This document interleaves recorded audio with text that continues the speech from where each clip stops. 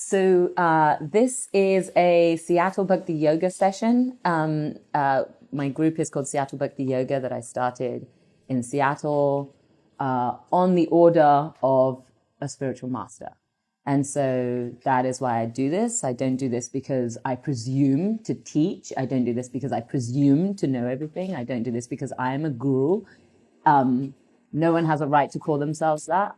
I only do this because my elder told me to do so. And the sessions are all podcasted, so you can actually go and listen back on all of the other podcasts that are on SoundCloud. We also have videos up on our channel on YouTube, so you can go back and review those at your leisure. We've got live stream going on Women of Color Speak Out, and then there will also be video posted on Women of Color Speak Out on YouTube of this session. So, Om Shri Ganeshaya Namaha.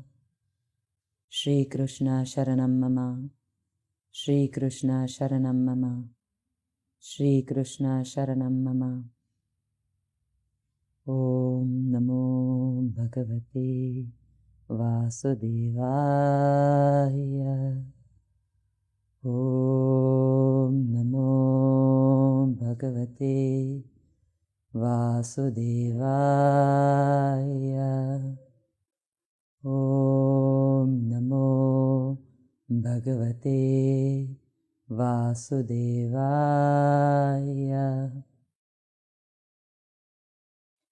It is important to acknowledge that we are on stolen native land. Land that was safeguarded for thousands of years by the original Miccosukee Seminole nation. If we don't acknowledge that, we cannot call ourselves honest people. And if we cannot call ourselves honest people, we cannot practice yoga. How many people here have been practicing what you call yoga? But you can raise your hand. Have some of you been practicing it for years? You can raise your hand. So quite a few people here. Does anyone here know how to correctly pronounce the word yoga? No? And yet some of you have been practicing it for years. What does that suggest to you? It suggests to me that whoever's been teaching you didn't do their job. That's what that suggests to me. Because it's true. That's why this is called decolonizing yoga. Because throughout this land, and particularly in the Western world, white people have decided that they have a right to take what belongs to other people and teach it and make money off of it when they don't actually know what they're doing. That's a problem. Because it means that they're not going to be teaching people the correct path. They're not going to be teaching people the correct philosophy. That's going to cause a lot of problems. Not just now, but in the future. And for particularly the land where this comes from, it causes a lot of problems for them. But in the Western world, people don't see that. So it doesn't occur to them to think about what they're doing. That's why decolonizing yoga is so important. Because it's not just a philosophical issue, it's a racial justice issue. Racial justice. Because if white people or people with Western white privilege steal from people of color, it means that there is a deep injustice happening on many different levels. So, with that said, I want to give you all a trigger warning. We're going to go into some deep topics. We're going to talk about some deep topics. They might upset you, particularly if you've been practicing yoga for years, right? Because you've been taught something from a certain perspective that was incredibly privileged, right? And bastardized. And if that's the case, then it's going to be difficult to hear some truths, right? So I want to let everyone know, trigger warning, if you need to take time, if you need to go out and breathe for a bit, if you need to make yourself more comfortable, that's okay. Okay, that's okay. It's not a problem. You can step out, you can drink some water, you can grab some food, go to the bathroom, whatever you need to do to make yourself feel comfortable.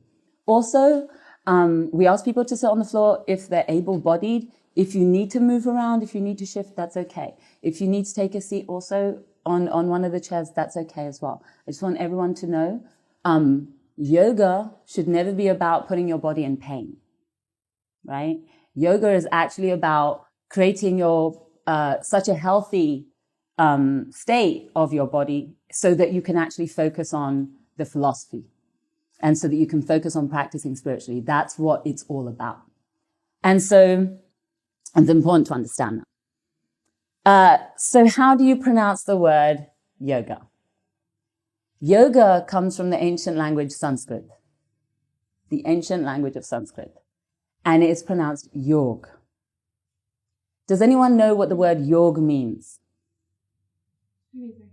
Yeah, you can go ahead. I think that it means to yoke. To yoke. A union. Union. Right. Great. Yes, it does. It means to unite. Right? To unite. What? Unite what? Unite you and your dog? Unite you and your partner? Unite you and your country? What? You and the divine. That's what it actually means. Because when you unite yourself with the divine, by whatever name you call that by, right? Some people call it Krishna. Some people call it Ram. Some people call it Shiv. Some people call it God. Some people call it quantum physics. Some people call it Allah. Some people call it Jesus. Some people call it Jehovah, right? Some people say Buddha. Some people say cosmic void. Some people say consciousness. Whatever you might call it, right? That divine, when you connect with that, you realize that that divine is within you. That divine begins to manifest within you. And when it begins to manifest within you, you start to recognize it in others. And then you start to connect to others because you see it in them.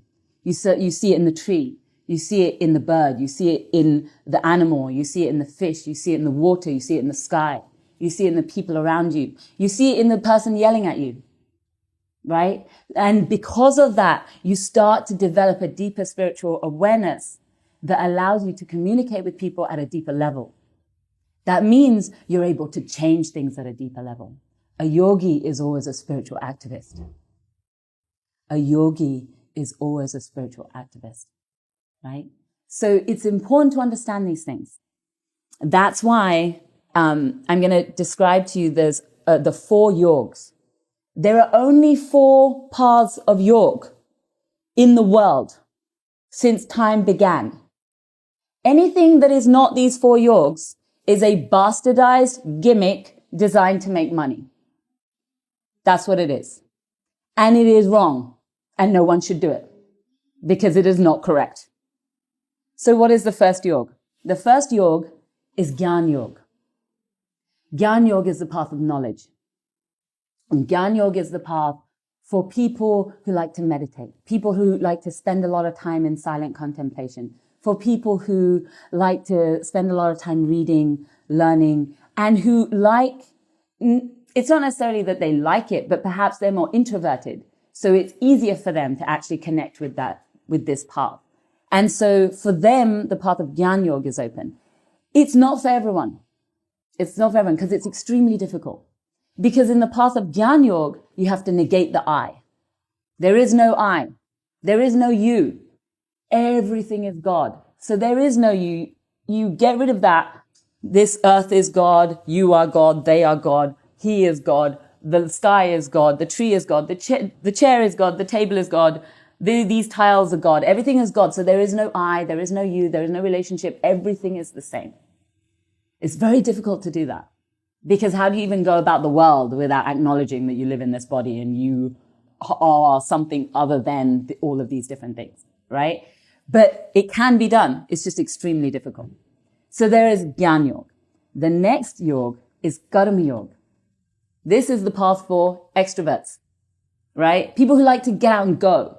People who are people of action. Karma means the path of action, right? Karma means whatever you do in service to the divine. That's what karma is. With your thoughts, your words, and your deeds. Because an action is not just a physical action. An action is your thoughts. An action is the words that you speak. And an action is the actual physical actions that you do. So all of those things, when you line them all up together, and your thoughts and your words and your deeds are all consistent in service of the divine, that is a karma yogi. That's a karma yogi. Very difficult also, but it can also be done. Then there's the third yoga, bhakti yoga. My group is called Seattle Bhakti Yoga because we're focusing on bhakti yoga. And we will talk more about bhakti yoga, but I'm going to give you a brief description now. Bhakti yoga is the path of love and devotion, right? Where everything that you do and all of your spiritual practice is done out of love and devotion for the divine, right?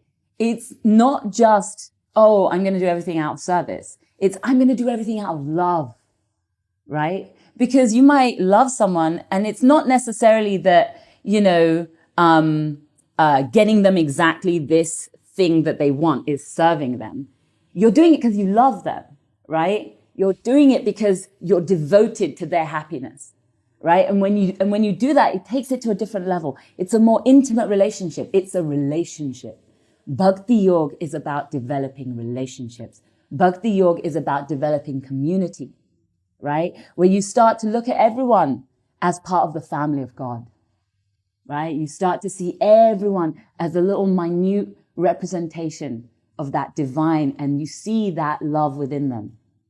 Even when they're yelling at you, even when they hate you, even when they dislike you, right? And even when they say that they're your friend, but they're actually hurting you, right? But how do you recognize it? And how do you dismantle it? How do you dismantle the behaviors that are not divine while still loving the divine within them, right? Bhakti Yoga teaches that path, right? That's what Bhakti Yoga is all about. Then there's the fourth yoga. That's called ashtanga yoga.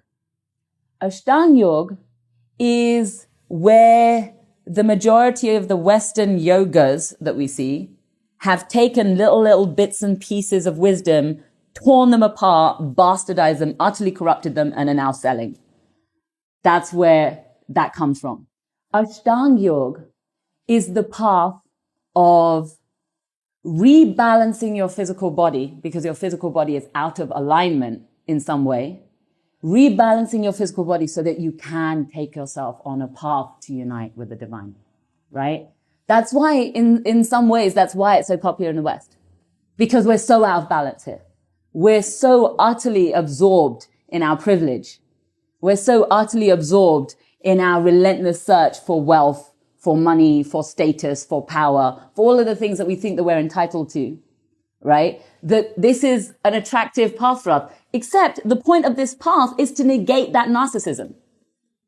But instead, they took the path that was to get rid of narcissism and they used it to feed their narcissism. That's why we have things like yoga pants. Have you ever seen an Indian spiritual master wear yoga pants? So why are they selling them in yoga studios? Why? Because it makes money. Because it feeds into people's narcissism of, I look hot today, right? Because it feeds into that sense of me, mine. What do I get to exploit today? Right? So this is what we see every single day. And when we see that, we start to understand that what we're actually practicing is not the correct path of Ashtanga Yoga. Ashtanga Yoga is something far deeper. And at some point, if I get time, I may even tell you a story about that. Or actually, you know what? I'll just tell you now. Excuse me. There was a king. He was so utterly corrupt that he ended up destroying his entire kingdom. His own children died in a war that he created for more power. He created this war. His sons wanted to fight this war because they were just like him. And they ended up destroying the entire kingdom.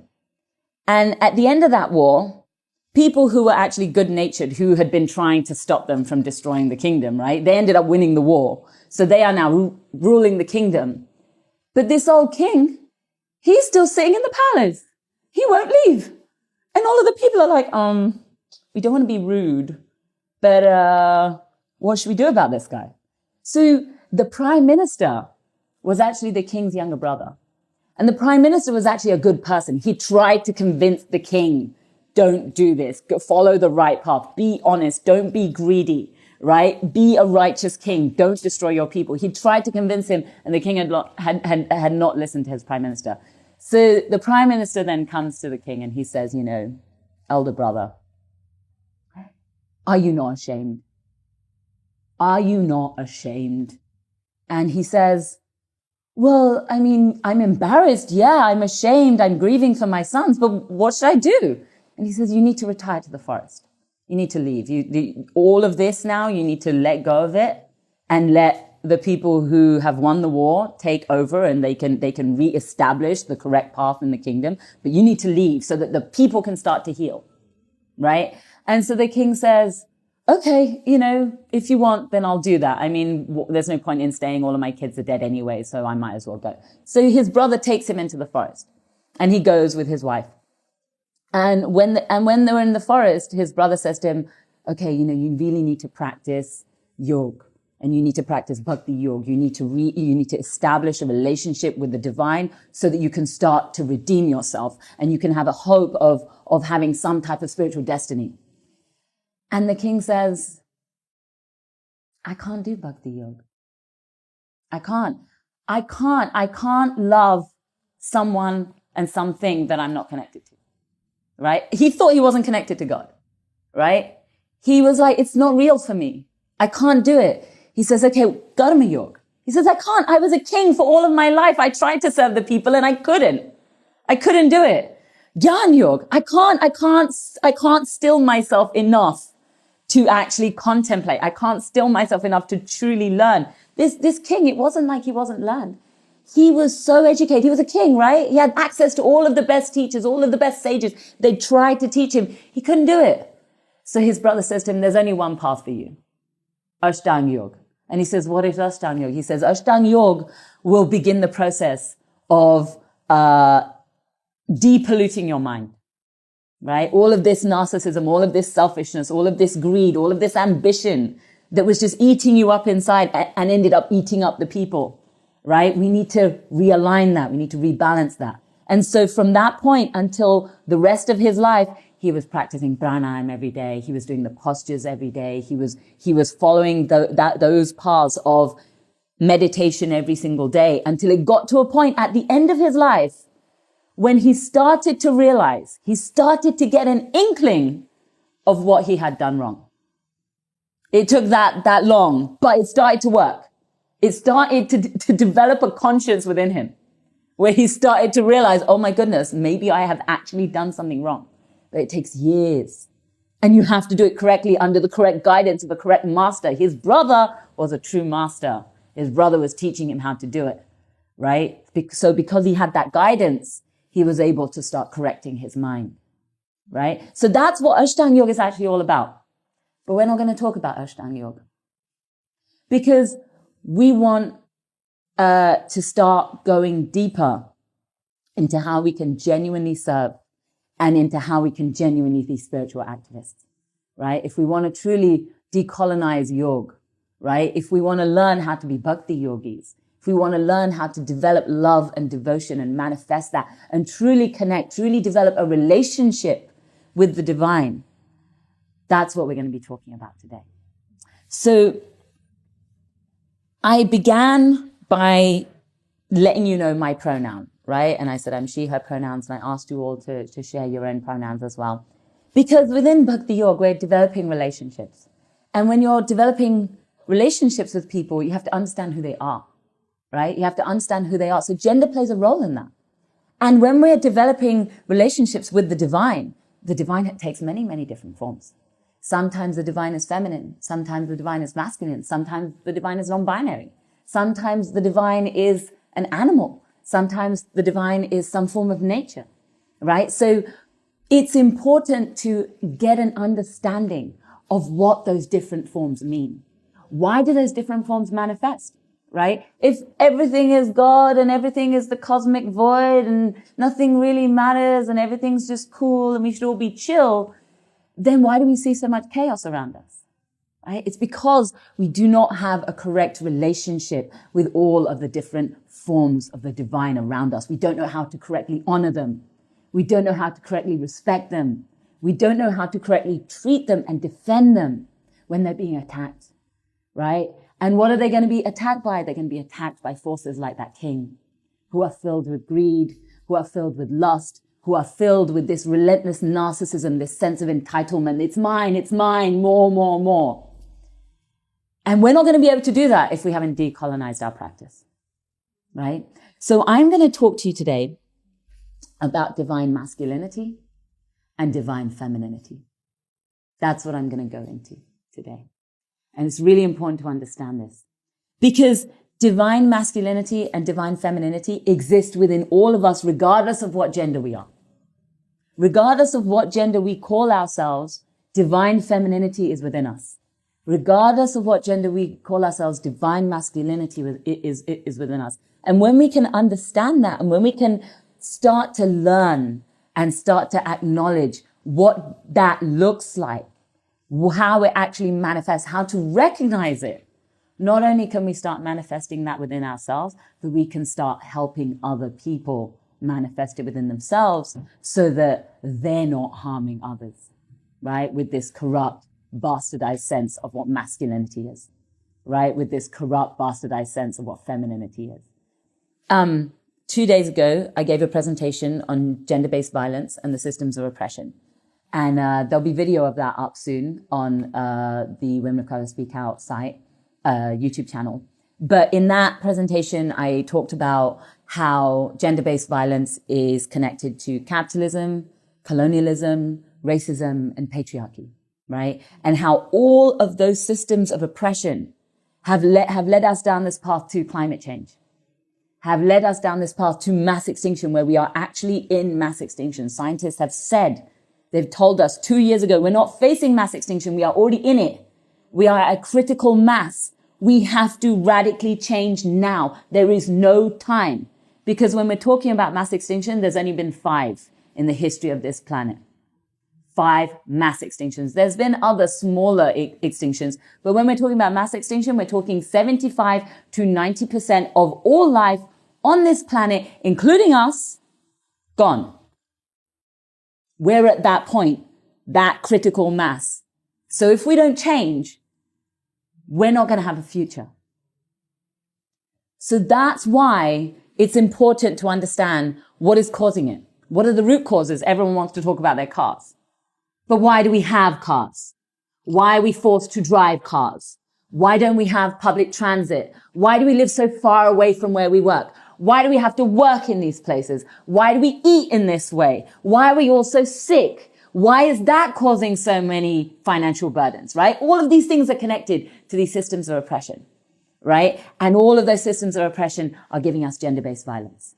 So that was what that presentation was about. And I recommend that you go and look at it, because I was talking about toxic masculinity. I was talking about how toxic masculinity is manifesting, right? That toxic masculinity is the day-to-day micro manifestations of the wider systemic macro problem of patriarchy, right? That patriarchy is about control. It's about domination. It's about, I'm in a male body, a cis male body, a straight cis male body, a white straight cis male body. Therefore, I have got the most privilege. I'm entitled to the most power. I'm entitled to all of the resources, and everyone who doesn't fit into that gets crushed beneath my boot. Right? That is what that system is. That's why we call it the white supremacist capitalist patriarchal empire. Right? That's what we live in. That's why white people today are opening up yoga studios that comes from poor brown people, right? That's why white people today are running sweat lodges on the native land of the people that they stole that land from, and they're running sweat lodges without knowing how to do it, without having permission from those people, right? That's stealing. That's what that is. That's stealing. That's white male entitlement. And the next word of appropriation. Right. Honoring. Right. So we're talking about cultural appropriation, but the real, that's the nice word. That's the polite word that people use. Cultural appropriation. It's really theft. That's what it is. It's theft. It's stealing, right? And so how to recognize that day to day, right? When we get sexually harassed as we're walking down the street, right? Because your body is an object for someone else to exploit, right? It doesn't matter whether you consent to being spoken to like that. They're going to take it. They're going to say it. They're going to touch you. They're going to talk to you. They're going to talk down to you. They're going to treat you as if that you exist for their pleasure, right? Meanwhile, you know, where it's happening at a macro level, on a planetary level, right? Because Mother Earth is just an object, right? So we can just extract resources from her. Take, mine. Why? I just feel like it. I have all of these devices. I need to power them, don't I? Right? You know, instead of demanding change, we just allow it to keep happening because, well, we want our conveniences. We want to be able to buy clothes every single week. We want to be able to just run our, air conditioning units 24 hours a day without thinking about it. We just want to do it. We know it's wrong, but we're still doing it. That's our toxic masculinity coming out because we've been indoctrinated into that system, right? So when you start to truly follow the path of yoga, you start to understand that all of these are different levels of attachment, right? They're different levels of attachment to your body, right? To the conveniences of your body, to the privileges of your body, right? The different levels of your bodily identity that's taking you away from your relationship with the divine. And Mother Earth is another manifestation of that divine feminine, right? And if we're just stealing from her, we're not able to develop a loving, devoted relationship with her. So Bhakti Yoga, when we start to learn what Bhakti Yoga is about, we start to realize that Bhakti Yoga is about being a spiritual activist to develop loving spiritual practice, devoted service to the divine in all of the ways that the divine manifests. Right? So, in order for us to learn what that looks like, we have to unlearn toxic masculinity and simultaneously learn divine masculinity. Right? I'm going to start with divine masculinity because that's where the problem is. Right? Is no one ever taught us what any other type of masculinity looks like. All we've ever seen is toxicity. All we've ever experienced is rape culture. That's all we've ever experienced is rape cultures. Your consent doesn't matter. We're going to take whether you like it or not. And then if someone sexually harasses you and you say stop, they say, why didn't you just laugh? It was a joke. Because you're supposed to enjoy being exploited. That's your role, right? As a woman, as a femme-bodied person, it's our role to just enjoy being exploited because we exist for the pleasure of men, right? That's the system that we've been taught. We've been indoctrinated into that. So we have to start decolonizing ourselves from that thought process. We have to start realizing I exist for a deeper purpose. I exist for a divine purpose. I'm not just an object. I'm a soul who resides in this body, and I've been given this body to serve. And not just to serve, but to serve with love. Because I have a relationship with the divine. Right? The divine knows who I am, and I know who the divine is. And we're like this, right? We're like this. When you realize you're like this with the divine, it doesn't matter how someone else tries to treat you. They'll never be able to touch what's inside. They'll never be able to touch what's inside, no matter how bad it gets. And it'll get bad. Maybe it's already gotten bad. Maybe we need to heal from the different ways that we've been hurt already. It is often the case. It is often the case. We saw from all of those Me Too posts, right? There was no getting away from it. There was no escaping it. It was everywhere. It was highly triggering for most of us because we didn't need to see it. We already knew. And in order to educate men, we all had to trigger ourselves. We all had to re-traumatize ourselves in order to educate the men who know, because we've been telling them already, they just didn't believe us. Why? Toxic masculinity. So we have to start unlearning those processes by learning what divine masculinity actually looks like. So I'm going to tell you some stories. And these stories are ancient stories that come from my people, right? I already told you one a little earlier. And these are stories that come from ancient India. Because in ancient India, we were getting examples of divine masculinity. We were also getting examples of toxic masculinity. And in many of our stories, the divine will often incarnate as a divine masculine, as a divine feminine, in order to defeat patriarchy. That will be a specific goal. There will be some demon, and the demon literally is a serial rapist. And God will come to defeat them in order to liberate women and Mother Earth. That's a specific goal of the divine masculine and the divine feminine. It happens in both ways, depending on the situation, depending on what is necessary. So I'm going to tell you some stories about the divine masculine. The particular form of the divine masculine that I'm going to talk about today is called Krishna.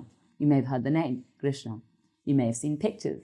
You may have seen pictures of Krishna dancing with the gopis, right? The gopis. Have you ever seen pictures of Krishna dancing with a bunch of women, right? Did you ever ask yourself, why is he dancing with a bunch of women? Or did you just think that guy's a player? What did you think? That interpretation that I just said is a bastardized, corrupted version of what is really happening. The gopis are bhakti yogis. And they are the most elevated bhakti yogis, meaning they have reached the highest level of enlightenment. You can't get higher than them. And they're all women. They're all women. The most elevated sages in the whole world were all women. And their deepest wish was to have an intimate, loving relationship with Krishna. So he manifested himself in order to fulfill their desire, because they had a relationship and they were like that, right? That's what bhakti yogi, that's what it means to be a bhakti yogi, right? Is to have this continuous desire, right? To deepen your relationship with the divine. And you can call it whatever you want. You can call it by him, her, it, they, them, whatever, by whatever name you want, because different people will have different relationships with their own particular form of the divine. But I'm picking Krishna because Krishna's manifestation of divine masculinity was at a time that was very crooked. There were a lot of really crooked politicians around. There were a lot of really crooked people, a lot of really corrupt people. And it's not like, there haven't been corrupt, crooked people throughout history. But there are certain times in history where someone may have been a bad person, and if they didn't like you, it was clear that they didn't like you. But in Krishna's time, it was a situation where someone might say that they're your friend and invite you into their house to eat and then poison the food, right? Someone might say that you're their friend and then stab you in the back, right? So because Krishna was living in these times where there were people who pretended friendship and were actually betraying you, much like in our society today, where we have extremely crooked people, we may not even know who to trust in our own family. We may have people who are trying to exploit our bodies in our own family. That is how corrupt our society has become. In our own workplace, in our own school, within our own teachers, within our own churches, right? We know this is true. So that's why I'm talking about Krishna, because Krishna can teach us a great deal about how to manifest divine masculinity, even when you're dealing with people like that. So, Krishna, he was born, and there was a prophecy of his birth that the savior will come, right? The divine masculine will take birth, and he will come to destroy the tyrants that exist in this world, the tyrants who are trying to take control, the tyrants who are exploiting women, the tyrants who are colonizing others, the tyrants who are taking over other people's territories simply because they say that they're better than them, right? Capitalism, colonialism, racism, patriarchy, right? The systems of oppression. When they show up, the scriptures teach us the divine will manifest, whether it's an incarnation or whether he manifests within us. And we start to resist. We start to show up. We start to fight, right? That's the divine masculine who will always show up, right? When you see something unjust and you get outraged, that's the divine masculine in you. That's the divine masculine in you, telling you this is wrong, deal with it. If someone's being hurt, defend them, right? If you're seeing injustice, if someone's lying, speak up. Tell the truth, expose them. That's what the divine masculine is. That's who Krishna was. So there was a prophecy that Krishna would show up. He was born. His uncle was actually the one who was the first person that he had to deal with, right? His uncle ended up taking control of the kingdom in a military coup, imprisoned Krishna's mother and father, right? And there was a prophecy when he did that, you know, their own child will destroy you. So then every child that he had, he would kill them. Every child that Krishna's parents had, he would kill their children. And then, of course, when Krishna was born, they, you know, smuggled the baby out. And then he went around the whole kingdom killing babies, right? Interesting story. Does it sound remotely familiar? Yeah, this is a much older story. This is a much older story. This is a 5,000-year-old story. Our scriptures say this happened 5,000 years ago. So Gans was his uncle. Gans killed all of the babies. Krishna grew up, eventually came back and destroyed him. Now, Gans's father-in-law, Jarasandha, was just as much of a corrupt king as Gans, right? And he was angry when his son-in-law got killed because the land that they had controlled together, he had now lost a great deal of that land, right? A great deal of those taxes that he was wresting from all those people, all of those women he was exploiting, all of those resources that he was extracting from. He no longer had control. So he started to attack Krishna's kingdom, right? And by the way, Krishna had defeated his uncle, but he didn't become the king. His grandfather, who was the rightful king, he put his grandfather back on the throne. He put his elder back on the throne. And his grandfather said, but you are the one who has defeated the tyrant. You are the conqueror. Krishna said, I'm no conqueror. And just because I defeated someone who was harming us doesn't mean that I'm now entitled. I'm not entitled. Those who have the wisdom, those who have the experience, those who have been serving the people for their whole lives, those are the people who should be in charge. And I will serve. He wasn't entitled. He wasn't thinking, oh, it's mine. He said, I am simply a servant. This is my motherland. It is my duty to serve. So that was the first thing that he said. But now that they are now independent of this tyrant, and Gans's father-in-law was called Jarasandha. Jarasandha started to attack them. He started to attack them, waves upon waves of war, over and over again. 18 times Krishna rode out with his army to face Jarasandha's armies. And Jarasandha was a colonizer. So he had many, many, many kingdoms and territories and armies that he was controlling. And he could keep coming back because he had more and more and more men. But Mathura is standing alone. And that was the name of their kingdom. So they're standing alone against this tyrant, against this colonizer. 18 times they defeat them. And then after that 18th time, Krishna looks around. He looks around at all of his people.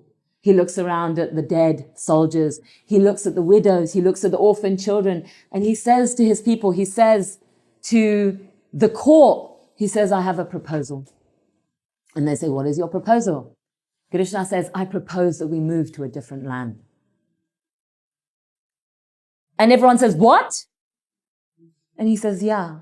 And they say, what do you mean move to a different land? And he says, I propose that we take our people and we move to a different land that is secure, that is guarded on all sides, so that we don't have to be defeated by this tyrant.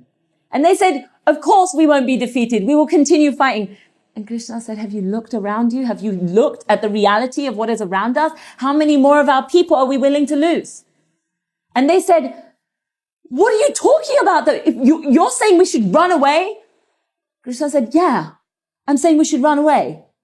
And they said, but this is our ancestral territory. And Krishna said, and because this is our ancestral territory, I'm reluctant to see her steeped in blood. I'm reluctant to see our motherland be covered in the blood of her children. I don't want that to happen. I want to protect our people and I want to protect her. And in order to do that, we need to move. Because the reason why Jarasandha keeps attacking is because of me, right? I defeated my uncle. I fought a war with him and I won, but that war didn't win us anything. It didn't win us peace. It just won us more war. So clearly war is not the answer. Clearly war is not the answer. And he wasn't saying that, we'll just run away from Jas and then we'll never deal with him ever again. He was saying, no, we right now are not in a position to win. Therefore, we must strategically retreat. We must put up defenses. We must make sure that we are secure, that we're safe. And once we know that we're safe, then we will create a political solution to bring him down. Because he's a colonizer. That means right now he has an empire. He has too much power. We need to find a way to bring down the empire. That's what Krishna was saying. And they said, but if you run away, the world will call you will call you a coward. And he said, So, I don't care. And they said, but your reputation. And he said, so, I don't care. What does my reputation matter before the people? Because divine masculinity has no ego. Divine masculinity has no ego. It's not about me. It's not about you. It's about doing the right thing. Divine masculinity protects. That's what divine masculinity does. And doesn't protect in a way that we're going to lock you up, but protect you in a way that we want you to be free. Right now, you're surrounded on all sides. You're imprisoned. I want you to be free. I want you to be safe on all sides so that you don't have to be continuously afraid and thinking that you're going to be attacked. Right now, every time a femme-bodied person steps out of her home, she knows that she's going to be facing attacks on all sides. She knows it. That's why we have to be continuously guarded. That's why we always have to watch what we wear. That's why we always have to watch what we say and walk at night with our keys in our hand, with our pepper spray in our hand, just in case we get hurt. We're facing attack and assault and harassment on all sides. We are not free. We are not free. And what Krishna was saying was, I want my people to be free on all sides. And I don't want this earth to be steeped in the blood and pain and suffering of her children. And before that, my name and what people call me means nothing. In India, there's a temple in India where Krishna is worshipped as Ranchod. Ranchod means he who runs from battle. He's worshipped as he who runs from battle. Why? Because that was such love from him. It was such love that he was giving up his ego for the benefit of everyone else. That's love. I don't care what everyone else calls me. I don't care. That's not the point here. That's divine masculinity. That's true courage. Divine masculinity is courage. Divine masculinity is humility. Divine masculinity protects. That's what divine masculinity is. And so where did they go, right? So he managed to convince all of his people, we're going to move. They didn't like it. Many of them grumbled, particularly all of the warriors, who were all just like wanting to, no, we can fight. And he said, how long are you going to fight? How long are you going to fight? We thought that violence would fix this. It didn't. How long are you going to continue telling yourself this is the answer, right? There's that modern quote, right? The definition of insanity is to do the same thing over and over again and expect a different result, right? War is clearly not the answer. So where did they go? He took his people to Dwarka. Dwarka, you can actually still go in India. It's an island off the northwest coast of Gujarat, which is my family's home state. And it's an island, right? So it's protected on all sides by water, right? Dwarka means the city of gates. And this city, Krishna designed. Krishna designed with divine proportions so that it was perfectly self-sufficient. It grew its own food. It was sheltered. It had it had perfect trees. It had all of the fruit trees and all of the nut trees and all of those things that you would need. And it had lots and lots of ports so people could come and go and still be able to travel and do all of those things to be free, right? Now, is this some physical place that was the answer? Dwarka, the city of gates. These are gates. These are gates. This is a gate. These are gates. All of the orifices of your body are gates. You are Dwarka. And when Krishna moves to Dwarka and resides in Dwarka, you are safe. You are free. You are unafraid. Regardless of all of the dangers around you, you are safe. You are free. You can be unafraid. We are Dwarka. Krishna moved his people to Dwarka and he resided there. And when he moved to Dwarka, the land flourished. The people flourished. They were unafraid. Right? And again, you know, he didn't just leave the whole Jarasandha situation because no, we got to deal with these colonizers, right? We got to deal with empire. Empire is evil. We must stop it. So he created a whole political situation where he was able to bring that guy down. But he didn't do it with armies. He didn't do it with armies. He didn't sacrifice armies anymore. He was like, no more. Doesn't work. So I'm going to tell you about a second story. Also Krishna. Krishna, as I said, he moved his people to Dwarka. The land flourished. It was incredibly rich because they were self-sufficient. They didn't need to go anywhere else, but they were self-sufficient. So then many people would come to them to trade with them, to have peace with them, to, you know, all of those things. So Dwarka was flourishing. They were happy. Everyone was great.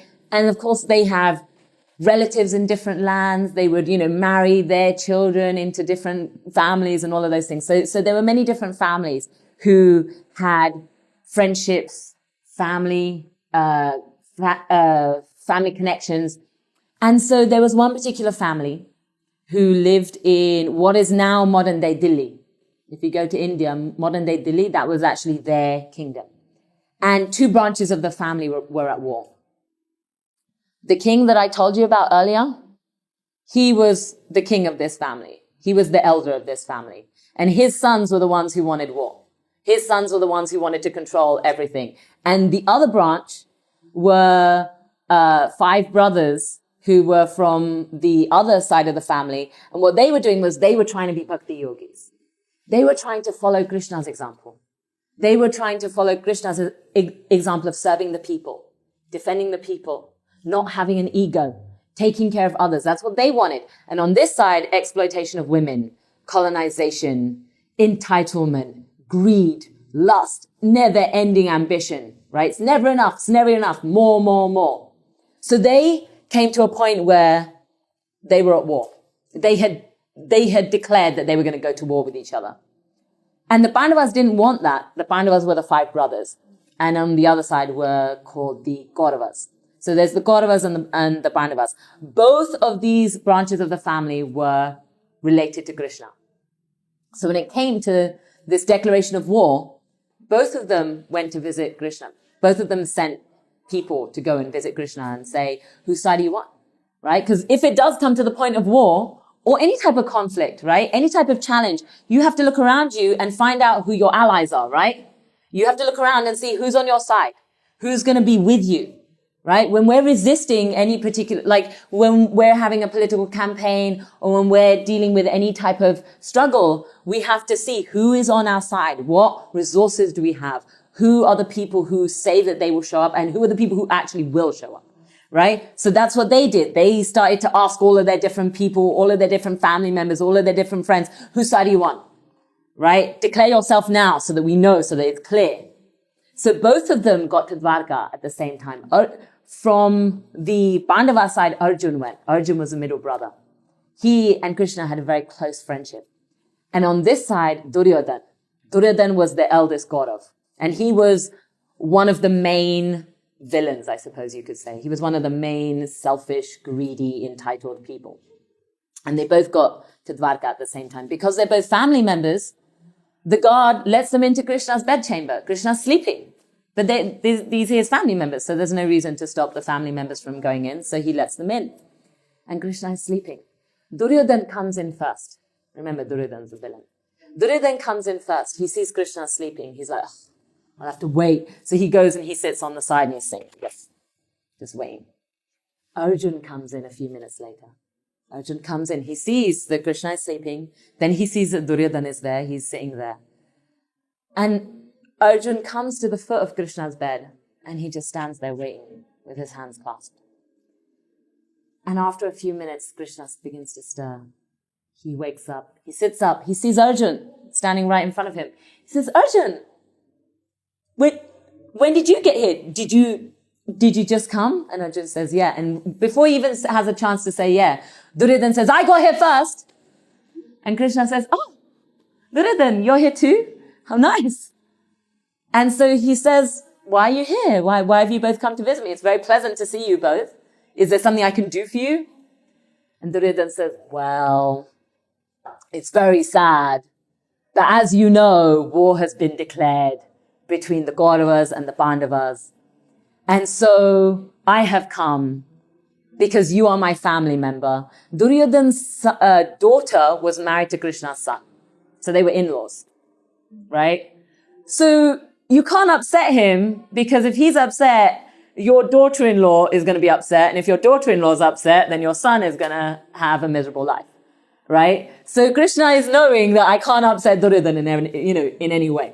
Meanwhile, Krishna and Arjuna are first cousins, right? Krishna's aunt, his father's mother, his aunt was Arjun's mother. So first cousins. So if he does anything to upset his cousin, his aunt is going to be upset. So on both sides, the women of their family, of his family on both sides, he has to try and figure out a way to help them both. So Duryodhana says, I've come to ask for your help in this war. And Krishna looks at Arjun and he says, is that why you're here too? And he says, yeah, that's why I'm here too. And Krishna says, well, you're both my family, so I'll help you both. And Duryodhana and Arjun look at each other. They're like, what do you mean? How can you help both sides in a war? That doesn't make any sense. Of course, it does if you're playing them off each other, right? But Krishna's not that type of person. He's not playing them off each other to gain more power for himself, which is often what America does in our imperialist empire. We'll play different countries off each other in order to gain more power for ourselves. Krishna's not that type of person. Krishna's a divine masculine. So they say, what do you mean? And he says, to one side, I will give my army, my vast, undefeated army. And on the other side, I will give myself, alone, unarmed, for I will not lift weapons in this war. This is not my war, this is your war. I won't lift weapons, but I will be on your side. So you have a choice. You can choose my army, or you can choose me. You can choose my power, or you can choose me. And he says Arjun gets first choice because Arjun is younger. In our culture, if you're younger, you get to choose first. And Duryodhana says, that's not fair. I was here first. And Krishna says to him, yeah, and you're older. All your life, you've been demanding things. You've been saying that you're entitled to things because you're the oldest. Well, now, because he is youngest, he gets first choice. So follow the rules. So Duryodhana says, okay, fine, I'll follow the rules. And he's like, please, please, please let Arjun ask for Krishna, because I really, really don't want Krishna. I want the army. And without any hesitation, Arjun says, I choose you, Krishna. I choose you. And Krishna says, are you sure? Are you sure? Because I will be alone, unarmed. I will not have any weapons. I will not use any weapons. Alone, unarmed. Arjun says, I still choose you. And then Duryodhana is like, yes. But of course he has to pretend like he's sad, right? So he's like, oh, I'm so sad because I was going to choose you, Krishna, but I guess I'll just have to take your vast undefeated army.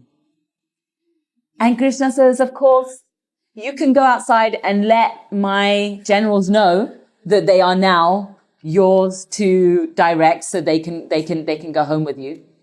So Duryodhana says, okay, so sorry about this, but I guess it's just the way it was meant to work out. So he leaves. And Krishna watches him go. He waits for him to be gone. And then he turns to Arjun and he says, why did you choose me? Why? Alone, unarmed? Don't you need the army more? They outnumber you now. And Arjuna says, I know that this is a war of righteousness. This is a spiritual war. And in this spiritual war, I cannot win without you by my side. I don't need you to fight my war for me, but I need you to be with me. I need you to be with me. In this story, Arjuna exhibits divine masculinity. The divine masculine will never expect someone else to fight their war for them. The divine masculine will never extract labor out of others. The divine masculine, when the divine masculine is present, the divine masculine will always do the work themselves, right? And will show up to help others with their work, but they won't try and manipulate others into doing things for them, right? And yet in our society, all we ever see is men stealing the work that women and femme people have done and co-opting it and saying that it's theirs. All we see is things belonging to people of color and indigenous people being co-opted by white people and saying that it belongs to them. That's all we see. The work that's been done by marginalized people is co-opted. That's toxic masculinity. But here, Arjuna is showing divine masculinity. I don't need you to fight my war for me, but I want you with me. Why? Because we have a relationship. And I love you. And you love me. And that's why I need you with me. He says, Krishna, in this war, as a warrior, I need you to guide my chariot. Will you be my charioteer? He asks Krishna, he asks the divine masculine to drive his chariot, right? This is a particular mode of warfare, right? When you're on a chariot and you're a chariot warrior, you have to wage your war from your chariot. But that means that whoever's driving your chariot needs to know how to do it, needs to know how to get through the battlefield, needs to know how to consistently defend you as you're waging your war, to actually shield you from harm while still getting you into the right place so that you can wage the best war. That means you have to have a highly skilled charioteer. The most highly skilled charioteer is always the divine masculine. So Arjuna knew that. He knew, I cannot win without you by my side. Will you be my charioteer? And Krishna says, yes, I will be with you. And what did Duryodhana get out of it? Right? What did Duryodhana get out of it? He got God's power. When we look at the world around us, what we find is tyrants always seem like they have all the power. Right? They always seem like they're the ones who have all the power. They always seem like they're the ones winning. They always seem like they're outnumbering you. They always seem like that. They always seem like they've got all the money. They've got all the weapons. They've got all the power. They've got all the connections. They've got all the influence. And yet, when people speak with truth, all of a sudden it turns out tyrants fall. We saw it just in the last month, right? How many Hollywood producers started toppling all over the place because women started speaking up. They refused to be quiet, right? You know why? Because they had courage. They had courage. They were speaking up. They were speaking the truth, dismantling lies, speaking the truth. And then other people were manifesting that courage too. They spoke up to support the people who'd already spoken up. They showed up and it turned into this domino effect. And the more we do it, the more it will happen. The more we do it. That's why you can't stop. You have to keep doing it. You have to keep doing it no matter how hard it is. Manifest that courage. Because you're not just defending yourself, you're defending others. Right? And it's your war. It's not someone else's war, it's your war. You have to speak up. You have to do the work. You can't expect everyone else to do it for you. That's what this story teaches us. Right? And this is Arjuna's courage, right? He's not worried about how many numbers they have. He's not worried about all of their power and all of their control and all of their influence. He's not worried about how corrupt they are. Of course they're going to be corrupt. Of course they're going to be powerful. Of course they're going to have massive numbers. But who do we have on our side? Right? If you have the truth on your side, if you have love on your side, if you have the divine masculine on your side, you can't lose. But you have to manifest that. And that's not easy. Right?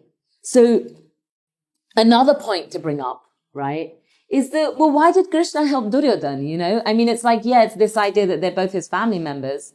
But Duryodhana's a bad guy. Why did he give him any help at all? Isn't that unfair? Like, that's unfair, right? Except that the truth is, what most people don't understand is, the divine is impartial. The divine is impartial. We are all his children. We are all in his family. So what you ask for, he's going to give you because he loves you. Duryodhana was asking for power. So he gave him power. If he'd asked him for love, but of course he was never going to ask him for love because he's acting from ego. The ego cannot ask for love. That's why when Krishna gave that choice, he knew what Arjuna was going to say and he knew what Duryodhana was going to say. Right? That's why when you look at it so often, like particularly, like one really good example is like World War II, right? The Nazis, all of it, somehow for some reason, the Nazis had all of these tanks and all of these bombs because they'd been preparing for war for years, right? They were ready. They had all of this stuff. And yet somehow they still lost, right? Why? Because they were wanting God's power. They were not wanting God's love. And they were using that power to what? Dominate, control, destroy. That's what they were doing, right? And meanwhile, there were people all over the rest of the world. And when we talk about World War II, what so many people think is they think America and England, right? Do you know what country donated the largest volunteer army in World War II? Nope. It was India. 2 million men volunteered. Everyone else had to be drafted. India donated the largest volunteer army. You know why? Because even though India was in the middle of a struggle for resistance from the British Empire, they were trying to kick the British Empire out of India, and they suspended that campaign during World War II because they understood these Nazis are such colonizing tyrants. If they win this war, everyone loses, including us. So it's not just about us right now. It's not about us. It's not about me. It's not about you. It's what is best for Mother Earth. So our people suspended our resistance struggle for our freedom in order to support the British against the Nazis. And our country donated the largest volunteer army. You'll never read that in any history book because they don't want you to know it. All they want you to know is that white men were heroes. Except that the white men were the ones who created the war. The reason why the Nazis wanted their empire was because the British had an empire. The British had an empire, and the Nazis thought that they were entitled because they were white men. That's why that was happening. The Nazis' tactics that they used during the Holocaust to commit genocide upon Jewish people, gypsies, disabled people or people with disabilities, black people, gay people, transgender people, they committed Holocausts against all of these people. The tactics that they used, they learned from the US tactics against the First Nations on this continent. It was the white men who created that war. And it was black and brown people who won it. It was black and brown people who won it. Most people don't know that. That's what actually happened. Right? So you have to decolonize your history. You have to decolonize your spiritual practice. You have to decolonize your yoga so that you can truly be a spiritual activist. How can you be a spiritual activist when you don't know the truth? How can you manifest courage and speak the truth when you don't know it? Right? It's important to do so. So these stories, in the practice of Bhakti Yoga, we tell stories. We chant kirtan, we chant mantras, we chant the divine names. Why? Because when we do that, that helps us to build that relationship. It helps us to connect with that divine, whether it's the divine masculine, the divine feminine. Now I'm going to go into what is the divine feminine? We've talked a lot about the divine masculine. And remember, these are in us regardless of what gender we are, regardless of what gender we identify as. So one thing that you have to understand, which is difficult for people who've been brought up in Western monotheistic religion influences, right? Is that the divine masculine and the divine feminine are one and the same. They are non-different from each other. When Krishna manifested on earth as the divine masculine, the divine feminine also manifested. Her name was Radha. And they were divine lovers. And there's many, many different stories about them. We're not going to go into them today. But Krishna himself will talk about the divine feminine. Why? Because the divine masculine does nothing without the divine feminine. The divine masculine will always give credit to the divine feminine. The divine masculine will not pretend. Remember, the divine masculine has no ego. The divine masculine is there to protect divine femininity, right? And the power to protect, the power to defend comes from the divine feminine. And so when Arjuna and Krishna came to the battlefield, right? And it was the battlefield of Kurukshetra.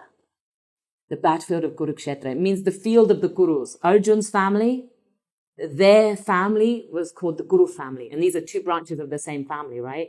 So this was the field of the Kurus, the field of their family, the battlefield of their family. And both sides, both armies come to fight this war. And Arjun and Krishna are sitting in the same chariot. And all of these warriors are lined up.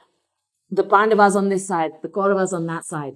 And they're all lined up. And at that point, Arjun is looking at all of his family members opposite him and at all of his family members next to him. Arjun, by the way, means soft-hearted. Arjun, it comes from the root word ruju, Sanskrit root word ruju. Ruju means soft, soft-hearted. Arjun means soft-hearted. Arjun was the greatest warrior of his time. The greatest warrior of his time was soft-hearted. He was compassionate. He felt empathy. He never waged a war that was for himself. He only ever fought anyone to defend others. That was who Arjun was. That was why Krishna was sitting in his chariot. And when Arjun comes to this battlefield and he looks out this vast ocean of these armies and he says to Krishna, take me to the center of the battlefield so that I can look at both sides equally. So that I can look at both sides equally, so that I can see my brothers and my cousins and my sons and my nephews and my uncles and my grandfathers and my teachers. All of them were there. Their entire vast dynasty. And all of their allies, all of their friends, all of their in-laws, all of their cousins from far off lands who've come to fight this war with them. He says, take me to the center so that I can view both sides equally. Krishna says, okay. Krishna says, okay. He doesn't say what, why, now? We're about to wage a war. He says, okay. He does what he's told. A charioteer is not your boss. A charioteer is your servant. Krishna's divine masculinity is the inner bhakti relationship. Because remember, Arjuna was a bhakti yogi. He loved Krishna. He said to Krishna, I want you with me, right? We have a relationship. Arjuna's a bhakti yogi. And the power of bhakti yoga is such that God himself will consent to your wishes, right? You can say, do this, and he'll do it. Because he has no ego. It's not about him. He loves you. He'll give you what you want. So Krishna says, okay. He takes him to the center of the battlefield. And he says, behold, the vast oceans of your people. All of your people on both sides. Not just your family members, but your people, right? The soldiers. Look upon them to your heart's content. And Arjuna looks at them. What's that? 30 minutes. Awesome. Thanks. So he says, look upon them. So Arjun's looking and he starts to tremble. His heart starts to pound rapidly. He starts to sweat and he says, Krishna, my heart is beating rapidly. I'm starting to sweat. I'm trembling. My weapons are falling from my hands. My knees are weak. Arjun becomes afraid. The greatest warrior of his time, of his generation, he becomes afraid. His heart fills with grief. And he says, I cannot see the point in this war. Simply for a piece of land, should I kill my own family members? Simply for a piece of land, should I see the destruction of my entire dynasty? Should I allow that to happen? Isn't it better to just run away, to just go to the forest, to just retire and live a spiritual life? Wouldn't that be better for me? And he falls and he puts down his weapons and he says, Krishna, I will not fight. He says, Krishna, I will not fight. What is happening here? Arjuna is on the battlefield of life. Arjuna is surrounded by patriarchy. He's surrounded by patriarchy. He's facing an army of people that he knows all they want is control and domination, greed and lust. That's all they're manifesting. And he's looking at his own people and he knows that to resist them, to fight them, they're going to have to sacrifice themselves. And even though the people who are on the wrong side are wrong, he still loves them. He's thinking they're going to have to die too. I'm going to have to kill them. Do I want to do that? Do I want to actually go that far? Because you see, when we're in this war of life, when we're in this battlefield of life, you have to kill off the negative aspects of your own character. These addictions, these vanities, these greeds, these lusts that we feel that we're really attached to. We're really attached. We don't want to give them up. We want to hold on to them for the small momentary pleasures that they give us. They will never give us peace, but we're still attached to them, right? So he doesn't want to give them up. He's saying, no, even them, I want to protect them. And in order to convince Arjuna of what is the correct path in this situation, of what it means to be a yogi, of what it means to be a jnana yogi, a karma yogi, a bhakti yogi, Krishna recites the Bhagavad Gita. He recites the Bhagavad Gita. If you've studied yoga, you may have heard of this scripture. This is one of our central scriptures. It's like the cream of all of our wisdom is contained within the scripture. Krishna recites the Gita to Arjuna in order to convince him of what it means to be a spiritual warrior. Because this isn't some external war. This is the war that happens in the human heart every single day, in every single moment. Right? And Arjuna's dilemma, to be or not to be, that is the question. Whether it is nobler in the mind to suffer the slings and arrows of outrageous fortune, or to take arms against a sea of trouble, and by opposing, end them. Shakespeare, Hamlet. Hamlet's dilemma is Arjuna's dilemma. Should I fight? Should I not? Should I just accept fate? Should I just allow this wrong to happen? Or should I fight it and end it? What is the right path? What is the right path? Now, Hamlet doesn't know the answer and he loses his mind. He goes crazy. And it's a tragedy because he doesn't know the answer. Because Shakespeare didn't know the answer. He was a white man. Krishna was with Arjuna in his chariot. And he told him what the answer was. He told him what it meant to be a spiritual warrior. He recited the Bhagavad Gita. And at the end of the Bhagavad Gita, Arjuna says, my doubts are dispelled. My grief is allayed. My heart is full and strong. My limbs are strong again. And he picks up his weapons and he says, Krishna, I'm ready to fight. And not just ready to fight for this piece of land, but ready to fight for you. I'm your servant. I'm your servant. Remember, this started off with him ordering Krishna, take me to the center of the battlefield so that I can look upon these armies. Right? It starts off with Krishna being the servant. And it ends with Arjuna saying, I'm your servant. I'm your servant. I'm ready to fight for you. Right? So, what is the divine feminine? Krishna tells us in the Gita. He explains what his feminine qualities are. What are the qualities of divine femininity? Krishna says in chapter 10, verse 34, he says, among women, I am fame, fortune, fine speech, memory, intelligence, steadfastness, patience. Among women, I am fame, fortune, fine speech, memory, intelligence, steadfastness, patience. So what does that mean? He's saying these qualities are divine feminine qualities. And these qualities are what you're going to need to win this war. So fame, what does that mean? Fame, right? Now, don't forget, Arjuna was the greatest warrior of his time, and everyone knew it.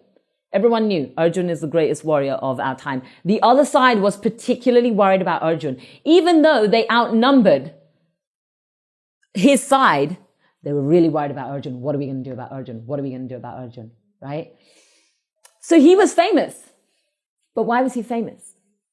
He was famous because everything that he did in service to others. Right? He never did to get glory for himself. That is true fame. That is true fame. God is famous, right? Who hasn't heard of God? Whether you believe in God or not, everyone's heard of God, right? Does God walk around telling everyone how awesome he is? Does God walk around demanding people worship? No, and yet somehow everyone's heard of him. That's fame.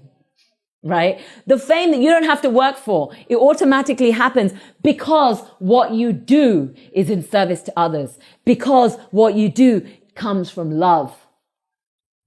That is fame, and that is divine femininity. Right? It doesn't mean that you have to be a woman in order to be famous. It's in everyone. But that's true fame. Remember, Krishna was Ranchod, he who ran from battle. Everyone said, your reputation will be ruined. Everyone will call you a coward. He said, I don't care. I don't care. It didn't matter to him. And yet, he still did it. Everyone still called him a coward, and yet he was famous. And yet people are coming to him, asking him for help in their wars. Right? He's being worshipped as Ranchod. Why? Because it comes from love. Because it comes from divine masculinity. Because it comes from divine femininity. That's fame. Right? That's fame. So when we manifest that fame, right? When we start doing things for the right reasons, when we start negating our ego, right? People will start to hear about what you're doing. Standing Rock is a really good example of this. Standing Rock, there was no leader of Standing Rock. Did you see anyone saying, I'm the leader of Standing Rock, I'm the central person, me? No, humility and leadership. Standing Rock was a very good example of divine femininity, right? Because it wasn't about ego. It was about what? The water. The water. Water is life. Defend life. Defend water. It was coming from love. We're here to defend all of you. That's what it was. And they called themselves water protectors, right? What's that? That's the divine masculinity and the divine femininity united. There's a relationship there. That's love. So when that fame comes about, that automatically happens, right? People start talking about you. People started sharing it, sending money, donating. People started coming from all over the country, from different parts of the world. People started coming to support. People were getting the word out. That's fame. When you start doing that, you go to fortune. What is fortune? Is fortune money? No. Fortune is not money. It might manifest as money, as we saw donations, gifts, people were sending all kinds of help, right? But real fortune is love. Real fortune is peace. Real fortune is unity, right? How many people came together? How many people started saying, we're here to help you? Veterans showed up. US veterans from the military showed up at Standing Rock, and they said, we're here to help you. Even though our veterans are veterans of colonizing wars, where we have sent our armies over to other countries to hurt those people, to take their resources, right? So these soldiers are people who have had to fight those wars, whether they wanted to or not, right? And they suffer PTSD from it, right? We all know this, that our veterans suffer deeply and they don't get any help. No matter what the VA wants to say, they don't get help. Those veterans showed up. They said, finally, we might get a chance to actually honor our oath. We took an oath to defend this land. They're finally getting a chance to honor it, to defend the water, to defend the land, right? How amazing was that? That was fortune. That was fortune. Then fine speech. Fine speech.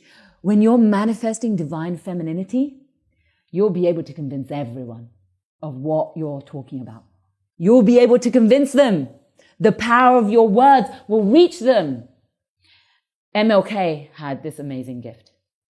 He would be able to reach people. The power of his words was so strong. It didn't matter where they were. He could inspire them, right?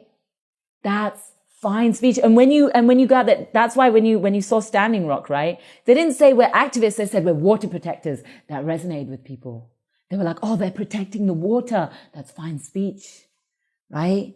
They changed the language that you expect, and they changed it to divine feminine language, right? They brought up something that is rarely seen in movements led by white nonprofits. This was led by indigenous people on their land, defending their water.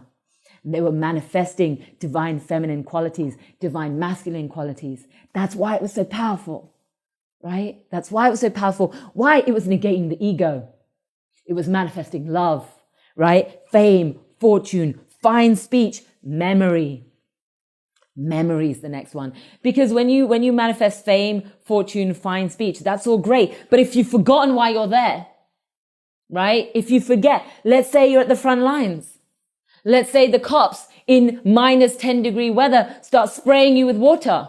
That's what they did at Standing Rock. It was the atrocities that the police committed at Standing Rock, at rallies all over the world, whether you're talking about for fossil fuels, whether you're talking about for Black lives, whether you're talking about for queer and trans rights, whether you're talking about for women's rights. These atrocities we see over and over again, right? When you're in that moment, when you're being attacked, if you don't remember what you're there for, you're going to panic. You're going to panic. You're going to lose all of the strength that you had when you came there. So memory, you have to practice with memory. That's why when you show up on the front lines, you have to remember why you're there. You have to be continuously reminding yourself and reminding others. Why are we here? We're here to defend the water. Why are we here? Water is life. When they were on the front lines there, they would chant, water is life. What was the language that they used? Miniwichoni, Lakota language. Water is life. They would chant that because they were reminding themselves. And if you were there at the camp, were any people there at the camp here? Can you raise your hand if you were there? How many of you know about Standing Rock? Yeah. So basically, Patty and I were there, right? And even when you weren't on the front lines and you were just in different parts of the camp, people would say it. People would like shout it out. And then other people would say it back. They would respond, Miniwichoni, to remind everyone, water is life. Water is life. Don't forget why we're here. We're water protectors. Water is life, right? Intelligence, fame, fortune, fine speech, memory, intelligence. When you manifest that memory, right, you will manifest intelligence. When that moment comes about, when you get attacked, you won't just react out of panic. You will know what to do because you'll be ready, because you've trained, because you've studied, you know what you're doing, you know why you're there, right? And you're ready for that moment. So then you go into whatever tactics you have. And this is, I'm using this example of Standing Rock, but we could be in our workplace dealing with sexual harassment. We could be in our home dealing with some family dynamic. We could be at school. We could be in college. We could be anywhere on dealing with some conflict. And when you manifest these divine feminine qualities, right, you can win. You can win. So when you practice with memory, right, when you're manifesting fame, fortune, fine speech, memory, intelligence, right, it takes you to steadfastness. You're not going to back down. You're not going to back down. You're not there to lose. You're there to win no matter how long it takes, right? No matter how long it takes. It's very important because some people, they get tired. They get tired. They don't want to do it anymore. It's been too long. Why can't we just go home? Right? They're not manifesting divine feminine qualities. They're not truly acting from their heart. Because when you're acting from the heart, this isn't about you. This isn't about them. This is about love. This is about justice. This is about truth. This is about Mother Earth, right? This is about freedom. We want to be free. And you're not going to go home until people are free. Because it's not just about you, it's about future generations, right? Remember, I was talking about the fact that we're in mass extinction. That means the future of life on this planet is at stake. That means we don't have the luxury of going home. Now, people with privilege, they do. People in the global north, they do, because they have global north privilege. They're not going to be hit as hard as the people in the global south. They're not going to be hit, particularly if they're white.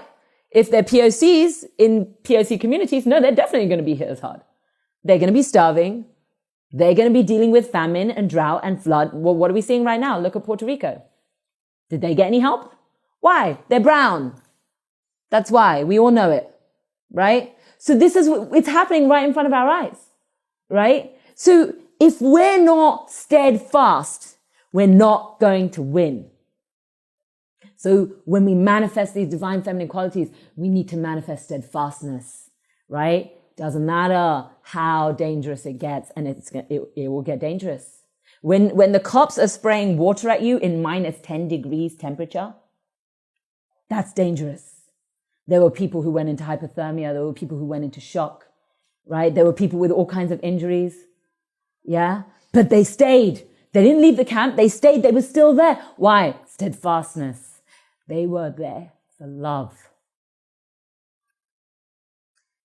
So we've got fame, fortune, fine speech, memory, intelligence, steadfastness, patience. Patience is the last one. This isn't, like I said, it's not just about us. It's not just about them. It's not just about this generation. And it's not going to be easy, right? It's not going to be easy. It's going to be difficult. There are going to be continuous roadblocks. Our ego will continuously rise up. Your war, the battlefield of Kurukshetra, is you and your ego. You are continuously warring with your ego. And most days, let's face it, your ego wins. Most days.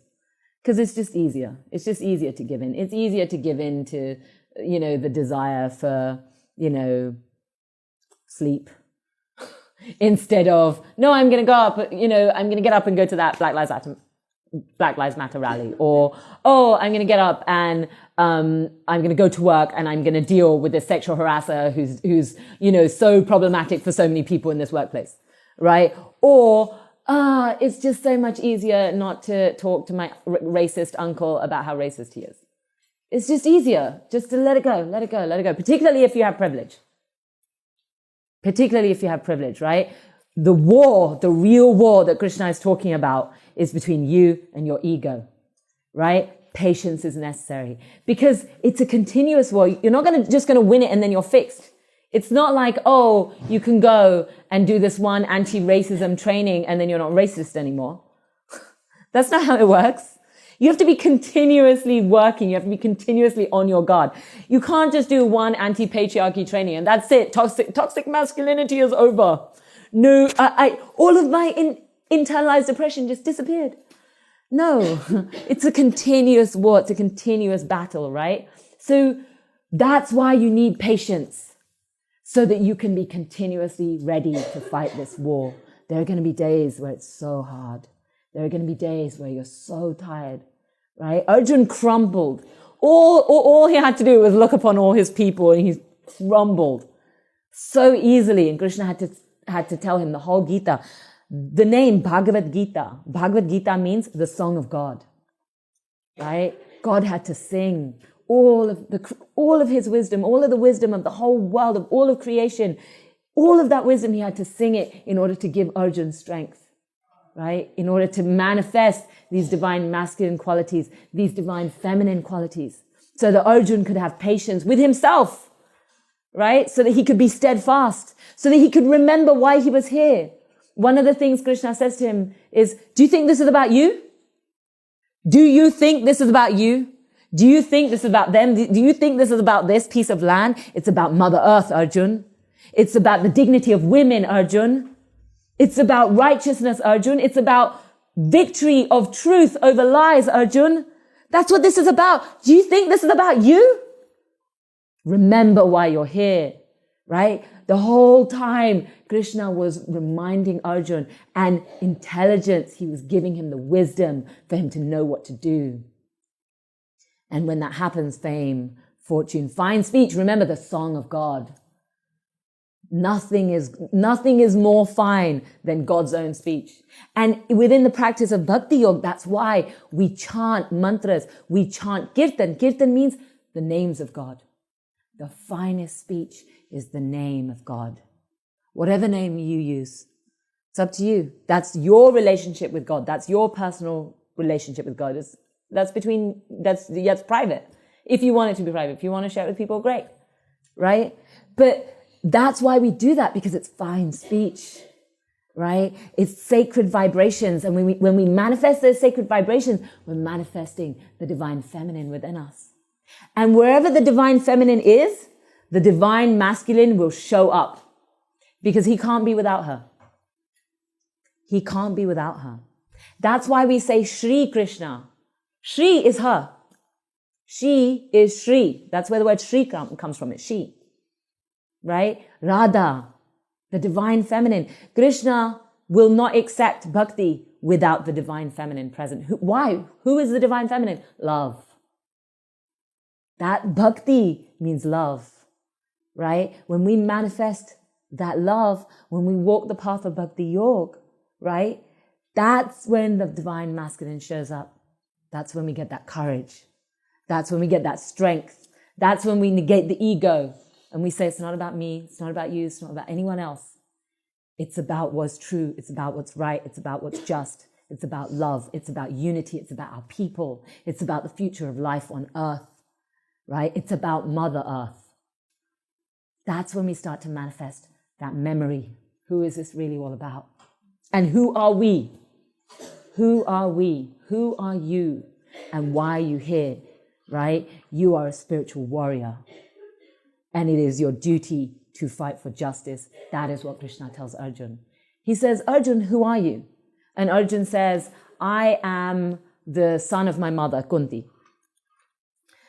And then he says, no, Krishna, he says, no, Arjuna, who are you? And he says, I am the disciple of my guru, Drona. And he says, no, Arjuna, who are you? And Arjuna says, I'm a warrior. He says, right. Because if you were not a warrior, you wouldn't be the disciple of your guru. If you were not a warrior, you wouldn't be the son of your mother. She raised warriors, Arjuna. Who are you? You are a warrior. It is your duty to fight for what is just. That is what it means to be a spiritual activist. That is what it means to be a bhakti yogi. And to fight how? With love, with devotion. That's what this is all about. So, we have less than 10 minutes left, is that right? Mm-hmm. What is the time right now? 7:51. Okay, great. So what we can do is we can take some questions. It might go over if we're taking questions. Is it okay with everyone if it goes over? Is that okay with the space? Is it okay with everyone else? You might have to leave. Okay. Is it okay with everyone else? Okay, great. So we'll take questions. Raise your hand and try to be brief so that I can get to the answer as quickly as possible. Questions?